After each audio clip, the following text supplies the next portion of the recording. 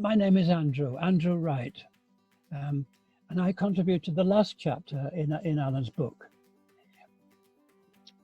I've also written a review of the whole book for IATEFL Hungary, and that was great because it meant that I read all the other chapters, but really had to think about them and look for things that were in common between us all. Because one of the things that was so interesting for me was that although we're from 20 different countries, we have many things in common, but some things are clearly different. So that was one of the most interesting things in the book. Isn't it marvelous that we have Alan being the editor of this? Because he is widely respected, highly respected.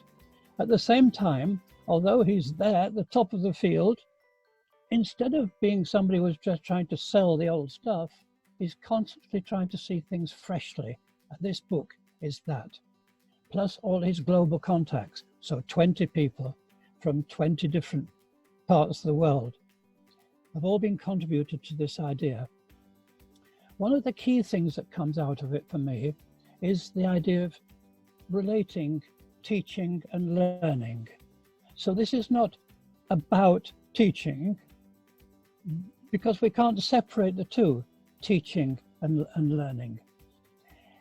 And in this teaching and learning, one of the things that became really clear as well was that in formal traditional education, so much of it, you could just say, is teaching, very much to do with telling and explaining and organizing practice and so on.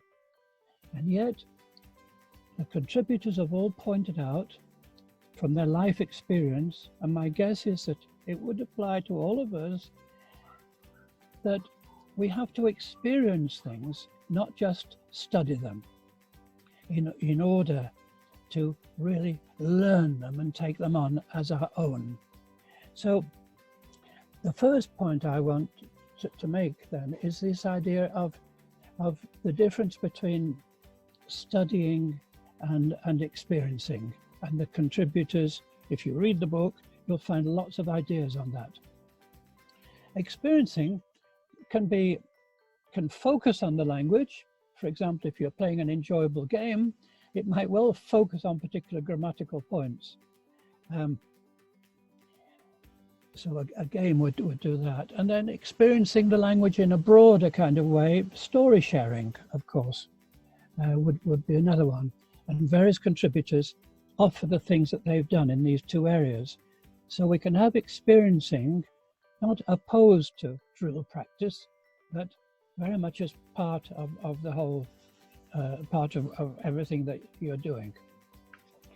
This would mean, of course, that the teacher is not only an organizer of the introduction of language and so on, but also is somebody who is responsible for creating these engaging events in the classroom, which is so vital if we're going to experience a language. They have to engage the whole person, not just cognitively, which is so much part of traditional language teaching, but affectively. So they join in the game, or they join in the story sharing with their whole selves. And then, just as it would be in mother tongue learning, their mother tongue development is a byproduct of wanting to be part of the situation and to contribute. It's a byproduct and not the end result. So the teacher then, as a creator of engaging events, both for focusing on language points and giving the students an opportunity to make a broader, freer use of their language. All the contributors talk about that from their very, very different backgrounds. Some of the backgrounds go from classes of I had nearly 20 people in my class, and that's a lot. And some other people there have 100 people in their class. But they often share these kind of things. And the last one was, what I'd like to pick out, there were many more. I picked out 14 points, but I've got 3 here. It's just being positive. Being positive, difficult, not difficult. It's difficult to be engaging if you're not positive. And so being positive to students, your cup is always half full and not half empty. I hope you enjoy looking at the book. I enjoyed working on it.